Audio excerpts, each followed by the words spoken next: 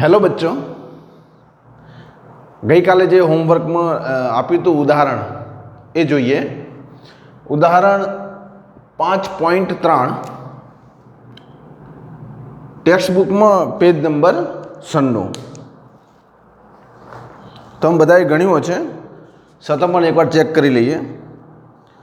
એમ દળના પદાર્થની ગતિનું એક સમીકરણ આપેલું છે, અચળ પ્રવેગી ગતિનું સમીકરણ છે, એના વડે દર્શાવાય છે। તો પદાર્થ પર લાગતું બળ શોધો અને એ સમીકરણ કંઈક આવું આપેલું છે।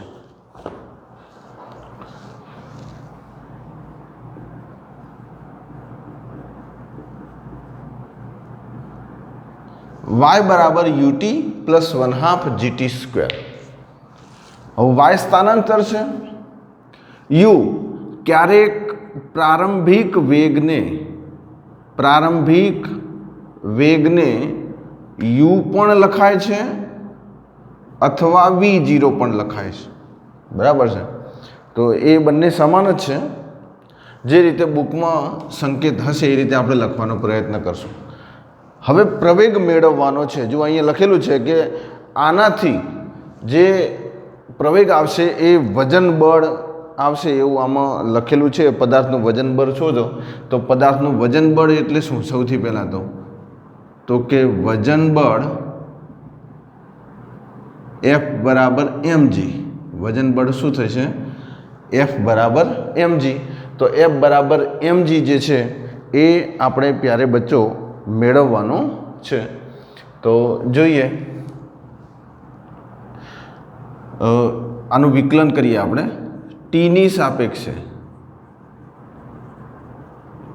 સાપેક્ષે વિકલન કરતા dy/dt બનશે। એમાં u પ્રારંભિક વેગ, એકવાર વેગ એટલા વેગથી પદાર્થ શરૂ થાય કે પછી એનો વેગ જે છે એ પ્રારંભિક વેગ સમાન રહે, એટલે આનું વિકલન ન થાય। u dt/dt પ્લસ 1/2 પ્રવેગ અચળ રાખવાનો છે, t²નું વિકલન 2t થશે। આખો દાખલો ગણિત ઉપર છે, વિકલન ઉપર છે। તો u પ્લસ gt આ બની જશે આપણો વેગ, એટલે v બરાબર આવું બનશે u પ્લસ gt। ફરીથી આપણે વજન બળ તરફ જવું છે। વજન બળમાં ક્યાંક ને ક્યાંક પ્રવેગ આવે છે, તો ફરીથી ટીની સાપેક્ષે વિકલન કરતા ફરીથી આ જે આપણને મળ્યું છે ટીની સાપેક્ષે વિકલન કરતા, તો ટીની સાપેક્ષે વિકલન કરતા આખા જે છે એનું dv/dt। તો હવે આ તો શરૂઆતમાં કેવો થઈ જશે? અચળ છે, એટલા માટે 0 થઈ જશે। અને અહીંયા g એ અચળ અને ટીનું વિકલન dt। તો હવે આ dv/dt એ શું મળે? આમ તો dv/dt શું મળે? પ્રવેગ। તો dv/dt ની જગ્યાએ એ આ 0 g આ ઉડી જશે। તો શું મળ્યું? પ્રવેગ બરાબર g મળ્યો। અને પ્રવેગ બરાબર g મળ્યો એના પરથી એ બરાબર g મળ્યો, તો આપણે જે બળનું સમીકરણ છે આપણી પાસે જે F બરાબર ma છે એમાં પ્રવેગ a ની જગ્યાએ g મૂકી શકાય, માટે F બરાબર mg। જે આપણા પ્રકરણમાં માગેલ છે કે વજન બળ જેટલું થાય આ વજન બળ કહેવાય, આપણું વજન બળ કહેવાય। તો આ જે ગતિ ઉપરથી આપણે વજન બળ જે છે એને સૂત્ર મેળવી શકીએ છીએ। બસ આ એક આવો દાખલો પૂછેલ છે। આગળ જોઈએ, આને તમે એક સ્ક્રીનશોટ પાડી લો। ચલો, બરાબર। હવે જે ટોપિક આવે છે એ અગત્યનો ટોપિક છે, જેનું નામ છે આઘાત। જેને બીજા શબ્દોમાં બળનો આઘાત પણ કહે છે અને ઇંગ્લિશમાં એને ઇમ્પલ્સ કહેવાય છે. તો એ આપણે સમજવાની દ્રષ્ટિએ અને દાખલા ગણવાની દ્રષ્ટિએ અગત્યનો છે. તો હવે ટોપિક નવો લઈએ, आघात. तो प्यारे बच्चों, नाम तो सुना ही होगा. आघात कोई घटना बने ने जे आघात लागे, बस एवो ज आघात अहींया भौतिक विज्ञान में लागे छे. आघात जे छे ए अमुक क्षण माटेनो होय छे. આપણા ભૌતિક વિજ્ઞાનમાં જે આઘાત છે એ બળ સ્વરૂપે છે. એટલે આ હકીકતમાં જે છે એ બળ છે. કેટલા સમયમાં લાગે છે? તો કે આ બળ જે છે, આ આઘાત છે એ ખૂબ ટૂંકા સમયમાં લાગે છે. ટૂંકા સમયમાં લાગે છે. આને આપણે સમજવાનો પ્રયત્ન કરીએ. બળના આઘાતને સમજવાનો પ્રયત્ન કરીએ કે આપણે કોઈ વસ્તુને, અથવા ચલો આપણે એક દડો ધારી લઈએ, ક્રિકેટનો દડો આપણે ધારી લઈએ કે આપણા હાથમાં ક્રિકેટનો દડો છે અને એને જોરથી દિવાલ પર ફેંકવાનો છે. આપણે ક્રિકેટના દડાને જોરથી દિવાલ પર ફેંક્યો તો આ દિવાલ ક્રિકેટના દડાને પાછળ ધક્કો મારશે. એ જે પાછળ જે ધક્કો મારે છે એને આઘાત કહીશું. પણ પ્રશ્ન શું થશે? એ જે દિવાલને ધક્કો મારવાનો જે સમય છે એ ખૂબ નાનો હશે, ખૂબ નાનો હશે. એટલા માટે ક્યારેક ક્યારેક બળનો આઘાત શોધવા માટે વેગમાનના ફેરફારની જરૂર પડે છે. સમજાવું છું. જો આઘાતની 2-3 રીતે વ્યાખ્યાત આપી શકાય. એક તો સૌથી પહેલાં તો આ મેં તમને જે ઉદાહરણ આપ્યું તે આવું જે બળ લાગશે, જે દિવાલ દડા પર લગાવશે એ આઘાતી બળ થશે. આવી રીતે પણ સમજાવી શકાય.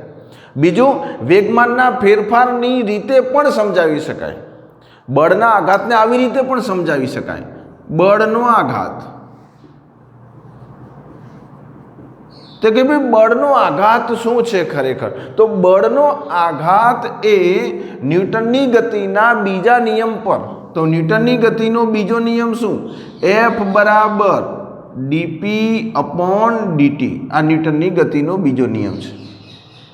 આ ન્યૂટનની ગતિના બીજા નિયમ ઉપરથી F અને T નો જે ગુણાકાર છે એને બળનો આઘાત કહે છે. એટલે આને સિમ્પલ આટલા પૂરતું રાખીશું, આવી રીતે સમજવાનો પ્રયત્ન કરીશું.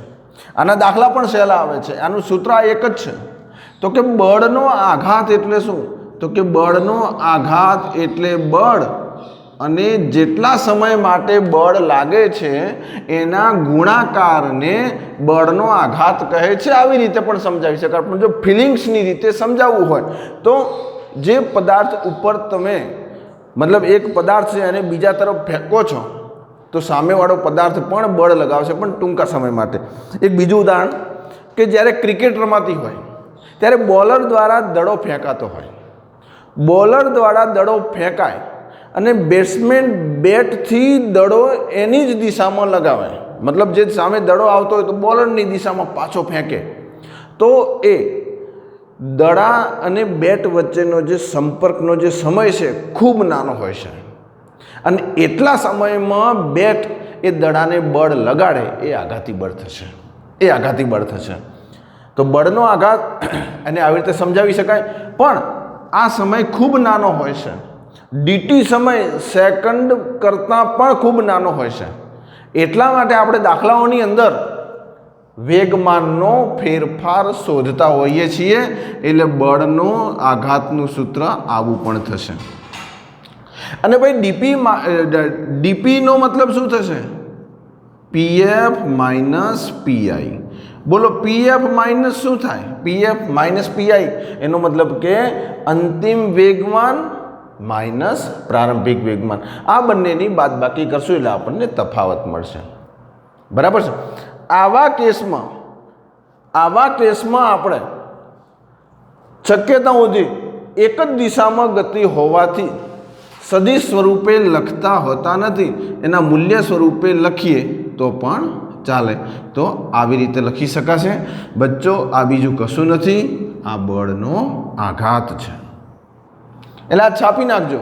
જ્યાં જ્યાં બળનો આઘાત પૂછાય કાં તો આ સમીકરણ લગાવવાનું કાં તો આ લગાવવાનું. જો સમય આપેલો હોય તો આ લગાવવાનો, જો દળ અને વેગ આપેલો હોય તો આ લગાવવાનું. આ બળનો આઘાત થશે. ન્યૂટનની ગતિના બીજા નિયમ પરથી બળના આઘાતને વ્યાખ્યાયિત કરી શકાય. તમારે સિમ્પલ પરીક્ષાની અંદર આને વ્યાખ્યાયિત કરવું હોય તો એવું કહી શકાય કે બળ અને સમયના ગુણાકારને બળનો આઘાત કહે છે. આનો એકમ જોઈ લઈએ તો એકમ તમને અહીંયાથી ખ્યાલ આવશે. એકમ, બળનો એકમ ન્યૂટન અને સમયનો એકમ સેકન્ડ, તો શું બની જશે? n into S. તો આ પરીક્ષામાં પૂછાય છે કે n ઇન્ટુ એસ એટલે કે ns એ કોનો એકમ છે? તો કે ns એ બળના આઘાતનો એકમ છે.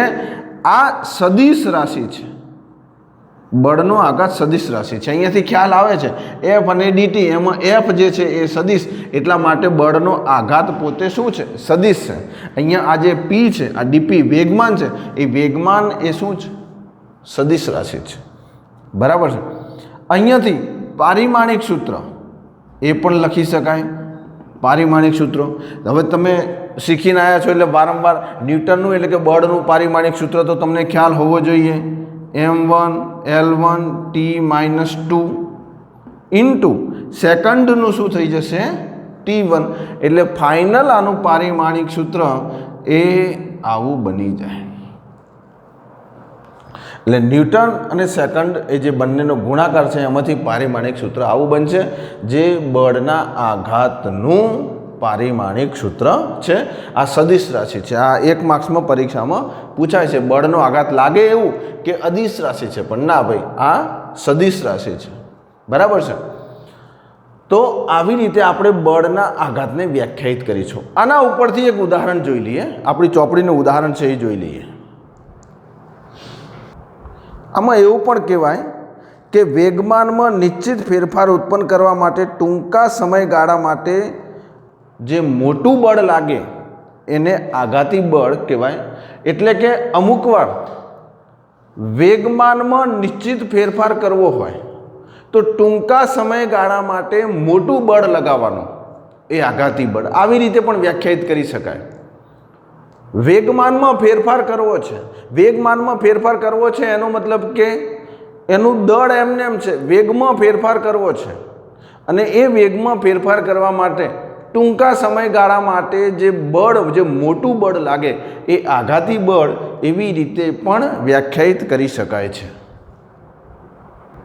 બળના આઘાત ઉપરથી જ આગળનું ઉદાહરણ 5.4 જે આપણી ચોપડીમાં પેજ નંબર 96 પર છે.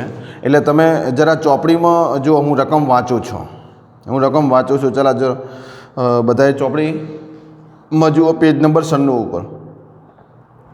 એક બેટ્સમેન બોલને તેની 12 મીટર પ્રતિ સેકન્ડની પ્રારંભિક ઝડપને બદલ્યા સિવાય, એનો મતલબ કે પ્રારંભિક ઝડપ બદલાતી નથી, એ બદલ્યા સિવાય બોલરની દિશામાં પાછો ફટકારે છે. એનો મતલબ કે હાઈ દડો આવ્યો, 12 મીટર પ્રતિ સેકન્ડની ઝડપથી દડો આવ્યો, અને એ જ ઝડપથી બોલર તરફ જવા દે છે બેટ્સમેન. જો બોલનું દળ 0.15 કિલોગ્રામ હોય તો બોલ પર લાગતો આઘાત શોધો. ભાઈ, બોલ પર કોણ આઘાત લગાવશે? આઘાત કોણ લગાવશે બોલ પર? બેટ. ઓકે. બોલની ગતિ સુરેખ ધારો. ઘણું બધું આપણે ફિઝિક્સમાં ધારવાનું હોય છે. સુરેખ ગતિ ધારવાનું છે. એટલે સુરેખ ગતિ એટલા માટે કે આવતી દિશાને પ્લસ લો તો જતી દિશાને માઇનસ લેવાનું, આવતી દિશાને માઇનસ લો તો જતી દિશાને પ્લસ લેવાનું. એટલે એમાં બહુ એટલો બધો ઇસ્યુ નથી. જોઈએ આપણે બળનો આઘાત. તો હાલ જોયું તેમ બળના આઘાતના બે સૂત્રો આપણી પાસે. બળનો આઘાત હવે બળના આઘાતમાં મેં તમને કાલે શીખવાડ્યું હતું દાખલો કેવી રીતે ગણવો તે, તો બળના આઘાતના બે સૂત્રો એની અંદરથી હવે તમે જુઓ કે અહીંયા દળ અને વેગ આપેલો છે, એનો મતલબ કે આપણે બળના આઘાતને આ સૂત્રની મદદથી લખી શકાય. કેમ પ્યારે બચ્ચો આ ના લખ્યું? કેમ આ ના લખ્યું? કારણ કે અહીંયા કોઈ બળ કે સમયનો ઉલ્લેખ કરેલો નથી. તો જે અહીંયા ઉલ્લેખ કરેલો હોય એ સમીકરણ વાપરવાનું. આવું કોણ કહી ગયું છે? કોણે કીધું છે? કોઈએ નથી કીધું.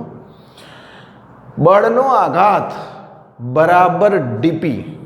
ડીપી ક્યાંથી આવે છે? ખ્યાલ આવે છે ને? તમારે આ યાદ રાખવાનું છે, ન્યૂટનની ગતિનો બીજો નિયમ. આ બંનેનો ગુણાકાર કરો એટલે બળનો આઘાત મળે. સિમ્પલ. આને જો ગાણિતિક રીતે યાદ રાખવું હોય તો સિમ્પલ યાદ રાખી શકાય ને એનું ફિલિંગ પણ મેળવી શકાય છે કે જે સામેથી બળ આવશે, જે બેટ દ્વારા જે ફટકારવામાં આવશે એ બળ જબરજસ્ત હશે ટૂંકા સમયગાળા માટે. Okay, DP means what? DP means અહીંયા લખતા આવડવું જોઈએ. ચલો હવે મારી વાત, ચલો આ બાદ ધ્યાન આપો યાર, આ બાદ ધ્યાન આપો. ચલો કમોન. ડીપી શું થશે? ડીપી એનો મતલબ કે ડેલ્ટા પી જે તફાવત છે આપણી પાસે, તો પીએફ માઇનસ પીઆઈ લખવાની પ્યારે બચ્ચો ટેવ પાડી દેજો. આ લખવાની ટેવ પાડી દેજો. હવે આ જે બધી વસ્તુ છે એ ફિઝિક્સ છે. તમને કોઈ નહીં કહે કે ડીપી બરાબર આવું લખો, તમારે જાતે વિચારવું પડશે. અને પી બરાબર એમવી એ પણ તમારે જાતે વિચારવું પડશે. તો એમ દળ તો સમાન રહેવાનું. દડાનું જે દળ છે એ તમે ફેંકો કે સામેથી આવે, દળો કંઈ નાનો મોટો થવાનો નથી, દળ સમાન રહેવાનું છે. વેગની અંદર જે છે એ ફેરફાર થવાનો. અહીંયા વેગની અંદર ફેરફાર એટલે અંતિમ વેગ હાલ આપણે વીએફ લખીએ અને આને લખીએ એમવીઆઈ. બોલો આમાં ખબર ના પડી હોય તો કહો. પ્યારે બચ્ચો આ ખબર પડવી જોઈએ, કારણ કે આ તમારે માઇન્ડથી જ સેટ કરવાનું છે. આ માઇન્ડથી જ સેટ કરો કે આની અંદરથી અહીંયા આટલેથી અહીંયા લખી શકાય. આવું સેટ કરી દો તમે, માઇન્ડમાં સેટ કરી દો. ચાલો, એમ સમાન છે એટલા માટે એમને હું કૌંસની બહાર કાઢું છું. વીએફ માઇનસ વીઆઈ શું થઈ જશે? બળનો આઘાત. શક્યતા સુધી આપણે એને શબ્દોમાં લખીશું. હવે આને સમીકરણ 1 આપી દો. કેમ સમીકરણ 1? કારણ કે આપણે આના મૂલ્યો મૂકવા છે, પણ મૂલ્યો પહેલાં લખી નાખીએ. એટલે અહીં કરીને લખવાનું કે અહીં દળ. હવે ચોપડીમાં જોવાનું. જુઓ દળ જોજો ચોપડીમાં હો ને, ચોપડીમાં દળ કેટલું છે? દડાનું 0.15 કિલો. ક્યારેક આ ગ્રામમાં આપેલું હોય તો તમારે કિલોગ્રામમાં ફેરવવું પડે. એટલે સ્ટેપ બાય સ્ટેપ દાખલો કરશો તો તમને ફાવશે. જરા નીચે હવે દેખાશે. ચલો વીએફ. હવે આ બેટમાંથી આપણે સૂર્ય ગતિ ગણવાની. આ બોલર છે, ઓકે. આ દડો ફેંકશે આ દિશામાં, સામેથી બેટ્સમેન દડો આ દિશામાં ફટકારશે. બચ્ચો બંનેના મૂલ્યો અહીં આ દાખલામાં સમાન છે, પણ દિશા જુઓ બંનેની કેવી છે? બંનેની દિશા વિરુદ્ધ છે. કાં તો એક દિશાને ધન ને બીજી દિશાને ઋણ લઈ લો, કોઈ પણ એક દિશાને ધન ને કોઈ પણ એક દિશાને ઋણ લઈએ. આપણને ગણતરીમાં સરળ રહે એટલા માટે આ જે દડો ફેંકે છે એ દિશાને આપણે વીઆઈને ઋણ લઈએ તો પહેલાંને શું લેવાની? માઇનસ. બચ્ચો અહીંયા તમે યાદ રાખજો, આને પ્લસ અને આને માઇનસ લઈ શકો છો. તો સરવાળામાં છેલ્લે કાં તો પ્લસ આવશે કાં તો માઇનસ આવશે, પણ પછી તમારે એ જોવાનું છે કે કઈ દિશામાં. તો કે એટલું તમારે યાદ રાખવાનું કે બોલર જ્યારે ફેંકે એ દિશાને ઋણ લીધી છે, જ્યારે બેટ્સમેન દ્વારા ફટકારવામાં આવે એ દિશાને ધન લીધી છે. તો કોઈ પણ એક ધન કોઈ પણ એક ઋણ. વીઆઈ જે છે એ વીઆઈને આપણે માઇનસ લઈએ, એનો મતલબ કે 12 મીટર પ્રતિ સેકન્ડ, અને પ્રારંભિક વેગ બદલાતો નથી એટલે પ્લસ 12 મીટર પ્રતિ સેકન્ડ. હું ફરીથી કહું છું, આને પ્લસ અને માઇનસ લઈ શકાય. તમે ટ્રાય કરજો તો તમને ખ્યાલ આવશે કે ખરેખર શું ફેરફાર આવે. ચલો કિંમતો મૂકી દીધી. કિંમતો મૂકી દીધી. આ જે આપણી પાસે કાર્ટૂન છે એને એમને એમ રાખીએ છીએ. ઓકે, સમીકરણ 1 માં કિંમતો મૂકતા બળનો આઘાત, તો બળનો આઘાત એટલે કે સમીકરણ 1.15 ગુણ્યા -12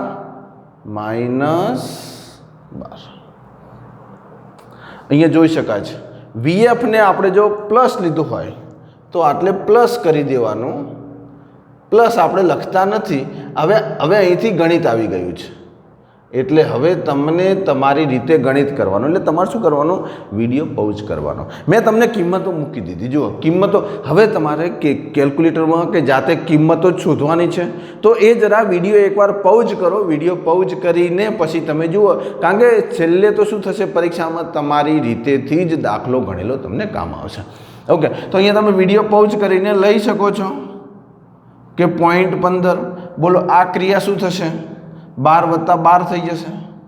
12 + 12 એટલે 0.15 ગુણ્યા 24. એટલે મારે હવે તમને આ ગણિત શીખવાડવાની જરૂર નથી. હું આશા રાખું છું કે તમને આટલું તો આવડે. અને હવે આ બંનેનો ગુણોત્તર 3.6 થાય. અને 3.6 એ બળનો આઘાત એટલે ન્યૂટન ઇન્ટુ સેકન્ડ. થોડા સમય માટે લાગતું બળ એટલે NS. આ થઈ જશે બળનો આઘાત.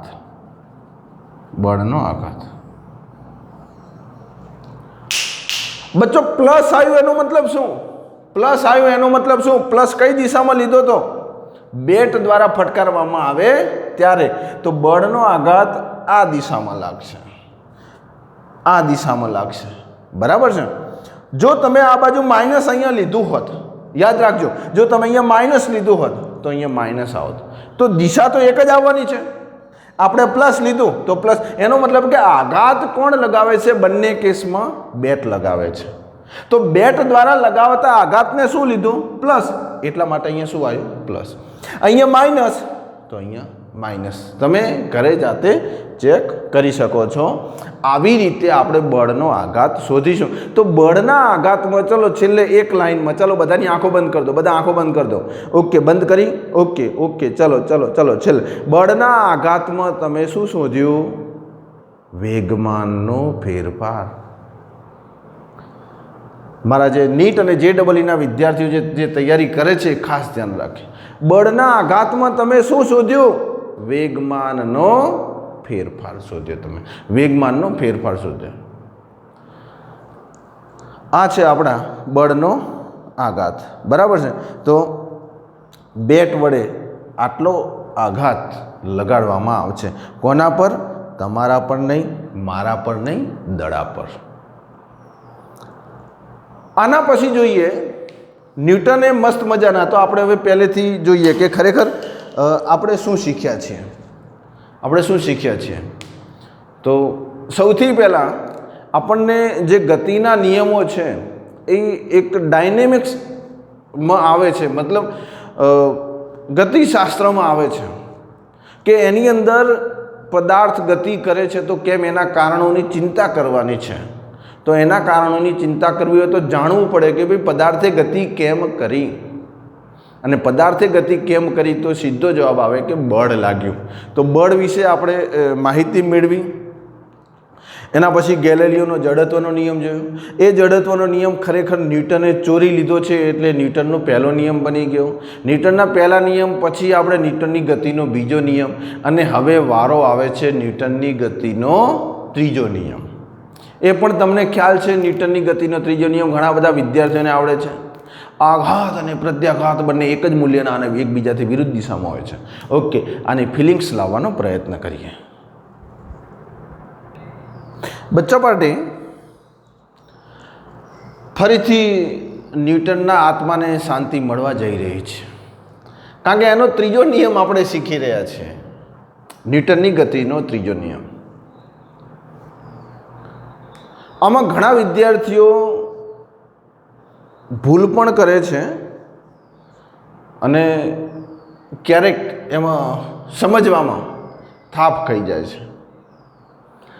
ત્રીજા નિયમમાં ન્યૂટને એવું કીધું કે ભાઈ આપણે અત્યાર સુધી જે બળની વાત કરી, આપણે પહેલા નિયમમાં જે બળની વાત કરી, આપણે બીજા નિયમમાં જે બળની વાત કરી, આ બળ કોઈના કોઈ પદાર્થ પર લાગે છે તો એ જોડમાં લાગે છે. ના સમજણ પડી, સમજાવું છું. કોઈ પદાર્થ પર બળ લગાડવામાં આવે ત્યારે એ પદાર્થ પણ એ જ ક્ષણે પહેલા પદાર્થ પર બળ લગાડે છે. એનો મતલબ કે બળની જોડ ઉત્પન્ન થાય છે, એક બળ નથી લાગતું. ફરીથી, હું આ પેન પર બળ લગાવું છું, આ બળ મેં લગાવ્યું પેન પર, તો એ જ ક્ષણે આ પેન દ્વારા હાથ ઉપર બળ લગાડવામાં આવ્યું, તો એક તમે જે બળ લગાવ્યું એને આઘાત કહો, તો બોલપેન દ્વારા જે બળ લગાડવામાં આવ્યું એને પ્રત્યાઘાત કહેવાનું. એટલે એટલું ખાસ યાદ રાખો, ભૂલ ક્યાં કરો છો કે આઘાત અને પ્રત્યાઘાત એક પદાર્થ પર નથી લાગતું, બળ અલગ અલગ પદાર્થ પર લાગે છે. બળ અલગ અલગ પદાર્થ પર લાગે છે. મેં હથેળી દ્વારા પેન પર બળ લગાવ્યું,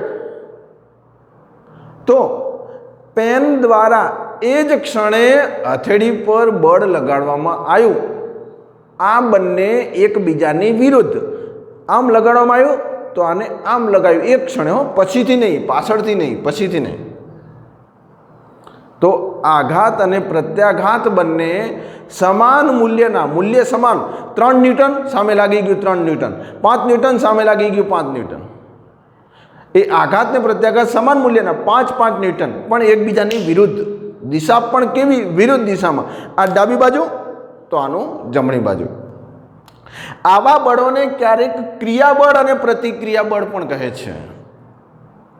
તમે કોઈ સ્પ્રિંગ હોય, તમે સ્પ્રિંગને દબાવો છો, તો સ્પ્રિંગને તમે દબાવો છો, એ ક્રિયા કરો છો, તો સ્પ્રિંગ તમને સામે દબાવશે, એ પ્રતિક્રિયા કહે છે. હવે તમે જે દબાવો છો અને ક્રિયાબળ જ કેવું? ના, જરૂરી નથી. એ પ્રતિક્રિયા બળ હોય તો સ્પ્રિંગ લગાવે એ ક્રિયાબળ કહેવાય. ફરીથી, તમે આના ઉપર બોલપેન ઉપર જે બળ લગાવો છો એ ક્રિયાબળ, તો બોલપેન તમારા પર લગાવે છે એ પ્રતિક્રિયા બળ. જો તમે આને પ્રતિક્રિયા બળ નામ આપો, તમે જે લગાવો છો એને પ્રતિક્રિયા બળ, તો બોલપેન લગાવે એ ક્રિયાબળ. એટલે કોઈ પણ તમે બોલી શકો છો, ક્રિયાબળ, પ્રતિક્રિયા બળ, આઘાત, પ્રત્યાઘાત. એવું જરૂરી નથી કે તમે આને લગાવો એને જ આઘાત કહેવાય. ના, આ પ્રત્યાઘાત કહી શકાય તો સામેથી આઘાત આવશે.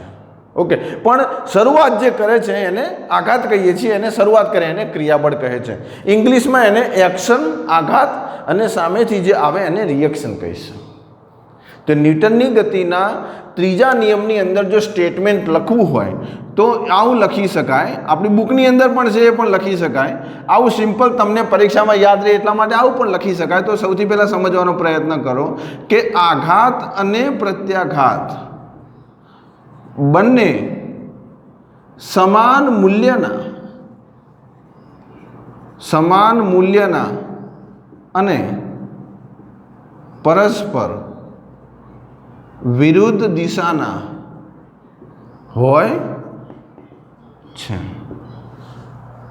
અને બીજું કે આઘાત અને પ્રત્યાઘાત અલગ અલગ વસ્તુ પર લાગે છે, અને જ્યાં તમારો આઘાત હશે ત્યાં સામેથી પ્રત્યાઘાત હશે. આના કેટલાક વિશિષ્ટ મુદ્દાની અંદર આને ડિટેલમાં સમજવાનો પ્રયત્ન કરીએ. પણ ન્યૂટનની ગતિનો ત્રીજો નિયમ આટલો જ છે, આમાં કોઈ ગાણિતિક સ્વરૂપ નથી. બસ આ ન્યૂટનની ગતિનો ત્રીજો નિયમ થઈ ગયો. આના સ્ટેટમેન્ટ બીજા બોલવા હોય તો બોલી શકાય કે દરેક ક્રિયાબળને હંમેશા સમાન અને વિરુદ્ધ દિશાનું પ્રતિક્રિયાબળ હોય છે. આવું આપણી બુકમાં છે. તમે એને ઇંગ્લિશમાં કેવું હોય તો કહી શકાય, two every action there is A equal and opposite reaction. આવું પણ ઇંગ્લિશમાં પણ આપણે કહી શકીએ છીએ. તો આ આપણા ન્યૂટનની ગતિના ત્રીજા નિયમનું સ્ટેટમેન્ટ છે. એટલે ન્યૂટનની ગતિનો જો ત્રીજો નિયમ પૂછાય તો ફક્ત 1 માર્ક્સમાં પૂછાય. જે આવી રીતે તમે લખો, બુકની અંદર છે એ પણ તમે લખી શકો છો. હવે આના અગત્યના મુદ્દા થોડા જોઈ લઈએ. જે મુદ્દા છે એ જોઈ લઈએ. એટલે મેં તમને કીધું ને કે સૌથી અગત્યનો આ 3 નિયમમાંથી અગત્યનો નિયમ કયો, તો કે બીજા નંબરનો નિયમ જે છે અગત્યનો, કારણ કે બળનું મૂલ્ય આપે છે. તો મહત્ત્વના મુદ્દા આપણે જોઈ લઈએ. મહત્ત્વના મુદ્દા કોના? ન્યૂટનની ગતિના ત્રીજા નિયમના. તો 1 નંબરનો મુદ્દો જોઈએ. 1 નંબરનો મુદ્દો એવો છે કે બળ હંમેશા જોડમાં લાગે છે. આ જે બળો જે છે એ હંમેશા જોડ એટલે કે પેર ઉત્પન્ન કરશે. પેરમાં લાગે, જોડમાં લાગે, જોડમાં લાગે. તમે આ બોટલ છે, આ બોટલ પર તમે આ રીતે બળ લગાવો છો. બોટલ પર તમે બળ લગાવ્યું એનો મતલબ કે બોટલે મને સામે બળ લગાવી દીધું. હવે પછીથી બોટલ લગાવે એ પ્રતિક્રિયા બળ નહીં. આ લગાવ્યું એ જ ક્ષણે મને બોટલે મારા પર બળ લગાવ્યું. એ જોડ ઉત્પન્ન થઈ, જોડ ઉત્પન્ન થઈ. એટલે હંમેશા જોડમાં લાગશે. એટલે આ જે બળો છે, કયા બળો? આઘાત અને પ્રત્યાઘાત એ હંમેશા જોડમાં એટલે કે પેરમાં ઉત્પન્ન થશે. આપણે ચંપલ કે બૂટ લેવા જઈએ ત્યારે પડી સમજે જોડમાં માગીએ છીએ, એક ચંપલ કે એક બૂટ માગતા નથી. બસ આ એવી વાત છે કે અહીંયા પેર ઉત્પન્ન થશે. બીજું છે કે કોને ક્રિયાબળ કહેવું ને કોને પ્રતિક્રિયાબળ કહેવું? તો કોઈ પણને ક્રિયાબળ અને કોઈ પણને પ્રતિક્રિયાબળ, કોઈ પણને આઘાત ને કોઈ પણને પ્રત્યાઘાત કહી શકાય. કોઈ પણને આઘાત ને કોઈ પણને પ્રત્યાઘાત એવું કહી શકાય. તમે કોઈ પણ જોડને તમે વિચારો. આપણે એક સિમ્પલ લઈએ કે ભાઈ આ દડો છે, ક્રિકેટનો દડો, એને સામે બેટ સાથે અથડાવવાનો છે. તો બેટ સાથે અથડાવવાનો છે એટલે કે આ દડો અહીંયા અથડા છે. તો દડે બેટ પર આઘાત લગાવ્યો તો એ જ ક્ષણે બેટ એ પ્રત્યાઘાત ઉત્પન્ન થશે. તો બે જે બળ છે એ અલગ અલગ પદાર્થ પર લાગશે. આઘાત કોના પર લાગ્યું? આઘાત કોના પર લાગ્યું? બેટ પર. તો પ્રત્યાઘાત કોના પર લાગ્યું? દડા પર. એટલે બંને અલગ અલગ પદાર્થ પર લાગ્યું. બહુ સમજવાની આ જે મુદ્દાઓ છે એની અંદર બહુ સમજવાની વાત છે. અહીંયા આ જે છે એ આપણો બીજો મુદ્દો છે કે આ દડો જે છે એ બેટ પર આઘાત ઉત્પન્ન કરે તો બેટ એ દડા પર પ્રત્યાઘાત ઉત્પન્ન કરે. હવે તમે એવું કહી શકો કે સર શું આને આઘાત જ કહેવું? ના, તો જરૂરી નથી. આને જો તમે પ્રત્યાઘાત કહો, આને તમે પ્રત્યાઘાત કહો તો આઘાત બની જશે. એટલે વાત તમારે કેટલી યાદ રાખવાની કે બે પ્રત્યાઘાત કે બે આઘાત નહીં હોય. એક આઘાત અને એક પ્રત્યાઘાત, પણ કોઈ પણ નહીં. આને તમે આઘાત ગણો તો સામેથી આવશે પ્રત્યાઘાત આવશે. આને તમે પ્રત્યાઘાત ગણો તો સામેથી આવશે એ આઘાત આવશે. પણ આઘાત અને પ્રત્યાઘાત દડા ઉપર લાગશે નહીં, એક દડા પર લાગશે ને એક બેટ પર લાગશે. મારો કહેવાનો મતલબ અહીંયા સમજાય છે તમને કે આ જોડમાં ઉત્પન્ન થશે. તમે કોઈ પણ નામ આપી શકો છો પણ અલગ અલગ પદાર્થ પર લાગશે. આ બેટ પર લાગે, આ દડા પર લાગે. બની શકે કે દડા પર આઘાત લાગે તો બેટ પર પ્રત્યાઘાત લાગશે, પણ બંને વસ્તુ પદાર્થ જે છે એ અલગ અલગ લાગશે અને બંને વિરુદ્ધ દિશાના હશે. આ જમણી બાજુ હશે તો આ ડાબી બાજુ હશે. આ એક બહુ સમજવાનો મુદ્દો છે. ત્રીજા નંબરનો મુદ્દો જોઈએ. ત્રીજા નંબરનો મુદ્દો, આમ તો બધા સરખા જેવા મુદ્દા છે. ત્રીજા નંબરનો મુદ્દો જોઈએ કે એ પર બી વડે બળ લાગે. એ પર બી વડે બળ લાગે. આપણે એવા બે પદાર્થ લઈએ, એ અને બી. એ અને બી આ પદાર્થ લઈએ આપણે, એ બી. જરા દેખાય એમ કરો. હા, એ પર બી વડે બળ લાગે એનો મતલબ કે બળ કોના પર લાગે? એ પર. કોણ લગાવે? બી. એટલે આને આવી રીતે લખી શકાય, એ પર બી વડે બળ લાગે. એટલે જેના પર લાગે એ પહેલો લખશું, જે લગાવે એ પછી લખશું. એ જે બળ લાગે એ બી પર એ વડે જે બળ લાગે એનું સમાન હોય. બળ લાગે આ બંને કેવા હોય? સમાન હોય. એનો મતલબ કે બી જે બળ લગાવશે એ પર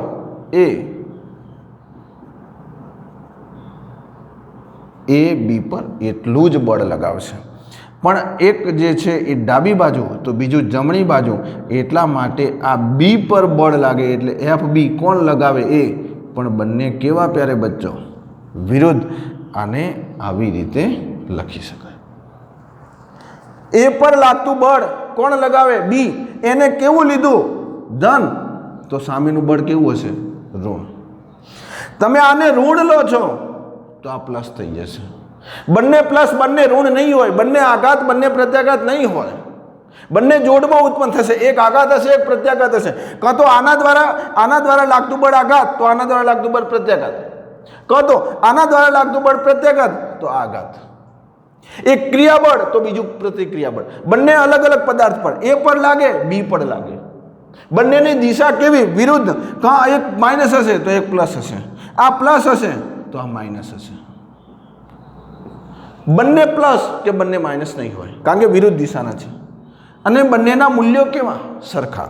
એટલે આને તમે જો લખવું હોય તો આવી રીતે લખી શકાય કે આ પહેલા પર લાગતું બળ એ બીજા પર લાગતા બળ જેટલું જ હોય છે, પણ વિરુદ્ધ દિશાનું. અને જો એનું મૂલ્ય લખવું હોય તો દિશા નહીં આવે, તો મૂલ્ય લખવું હોય તો મૂલ્યને આવી રીતે લખી શકાય. માનાંકમાં કોઈ પણ મૂલ્ય ધન થઈ જશે, આ મૂલ્ય થશે. એટલે આ બધી લખવાની અલગ અલગ રીત છે. આ તમને ક્યાંક થિયરીમાં કામમાં આવે, આ કોન્સેપ્ટ બિલ્ડઅપ કર્યા તમારો. અહીંયાથી તમને ખ્યાલ આવે કે ખરેખર શું કહેવા માંગે છે. બાકી આને લખી નાખીએ તો કોઈ એનો મતલબ રહેતો નથી. પણ આ સમજવાનું છે તમારે કે આઘાત ને પ્રત્યાઘાત ખરેખર શું છે. આઘાત ને પ્રત્યાઘાત અલગ અલગ પદાર્થ પર લાગે છે. આઘાત અને પ્રત્યાઘાત બંને વિરુદ્ધ દિશામાં હોય છે, બંનેના મૂલ્યો સમાન હોય છે. આ બરાબરની નિશાની દેખાય છે, બરાબરની નિશાની શું કહેવા માંગે છે, સમાન હોય છે. બંનેની દિશા વિરુદ્ધ હોય છે. અને એક આગળનો જબરજસ્ત મુદ્દો, એક આગળનો ચોથા નંબરનો મુદ્દો આપણે લઈએ. એક આગળનો ચોથા નંબરનો મુદ્દો, આ મુદ્દા તમે નીચે નોટમાંથી ડિસ્ક્રિપ્શનમાં નોટમાંથી તમે લખી શકશો, એટલે લખવાની કોઈ તમારે ચિંતા નથી. આ બંને ઉત્પન્ન થાય. હવે તમે વિચારશો કે સર જેટલું આ બળ લાગે એટલું જ આ બળ લાગે તો પરિણામી બળ શૂન્ય હોય? ના, હરગીઝ ન પણ હોઈ શકે બચ્ચો, જરૂરી નથી. આના દ્વારા લાગતું બળ આના દ્વારા લાગતું બળનો પરિણામી સરવાળો શૂન્ય ન પણ હોઈ શકે. એનું એક જ કારણ છે કે આ બંને બળો આંતરિક હોઈ શકે. આ આખું તંત્ર છે અને એના ઉપર કોઈ બાહ્ય બળ લાગતું હોય તો જરૂરી નથી કે બંનેનો સરવાળો શૂન્ય હોય, એ સરવાળો અશૂન્ય પણ હોઈ શકે. એક આ આપણો ચોથો મુદ્દો. તો આવી રીતે આપણે આઘાતને પ્રત્યાઘાતને સમજાવવાનો પ્રયત્ન કરીએ છીએ. આ આપણો ન્યૂટનની ગતિનો ત્રીજો નિયમ. છેલ્લા ટોપિકને સમજીએ. એ અને બી એમના પર લાગતું બળ એફ એ બી બરાબર એફ બી એ. આનો સરવાળો કરીએ, F A B minus F બી એ શૂન્ય થશે. જ્યારે આ બંનેનું અલગ તંત્ર છે, આ બંને એક તંત્ર છે, પણ આ બંને જો એક તંત્રનો ભાગ છે, સમજાવો કે આ લાકડાનો બ્લોક છે, આ લાકડાના બ્લોક પર બળ લાગે છે, કોઈ બાહ્ય બળ એફ લાગે છે, તો એની અંદર લાકડાના બ્લોકમાં હજારો કણો હશે, હજારો કણો હશે, હજારો કણો હશે. આ હજારો કણોની અંદર આ એકબીજા આવી રીતે બળ લગાવતા હશે. એટલે સાંભળજો, આ તો આખું તંત્ર હતું એટલે શૂન્ય થયો. હું જે આગળ બોલ્યો એની સ્પષ્ટતા કરું છું કે હું શું કહેવા માંગુ છું કે શૂન્ય ન પણ હોય ને શૂન્ય હોઈ પણ શકે. શૂન્ય ક્યારે હોય? કે જ્યારે બંને એક અલગ પ્રકારના તંત્રો હોય. પણ જરૂરી નથી કે દરેક વખતે આ બંને બળો શૂન્ય હોય. હું એ સમજાવવા માંગુ છું, જરૂરી નથી કે આ બંને બળો શૂન્ય હોય. આવા કેસમાં જ્યારે એક મોટું તંત્ર હોય અને આ એક તંત્રનો નાનો ભાગ હોય, એ અને બી, અહીંયા છે એ અને આટલે છે બી, આ આખું તંત્ર છે લાકડાનું, ત્યારે આના અને આના તરફી લાગતું બળ શૂન્ય હશે, પણ એનું પરિણામી બળ આ દિશામાં મળશે, જમણી દિશામાં મળશે. ત્યારે આ આખા જે તંત્રનું જે બળ છે એ કંઈક તો આપણને મળશે, એટલા માટે આ શૂન્ય નહીં હોય આખું. કારણ કે આ આંતરિક બળોમાં થઈ જશે. શું થઈ જશે? આંતરિક બળો, અંદરના બળો. એટલે તમે કોની વાત કરી રહ્યા છો? એ અને બી પદાર્થ એક તંત્ર છે, એક એ મતલબ પોતે જ તંત્ર છે, તો એ શૂન્ય બની શકે છે એકબીજાના બળો. પણ તંત્રનો ભાગ છે તો આખા તંત્ર પર તો વધારાનું બળ લાગે છે, ત્યારે આ બળ શૂન્ય ન પણ હોય. એટલે આ તંત્ર તમે કયું લેવા માગો છો એના પર આધારિત છે. આગળ જોઈએ.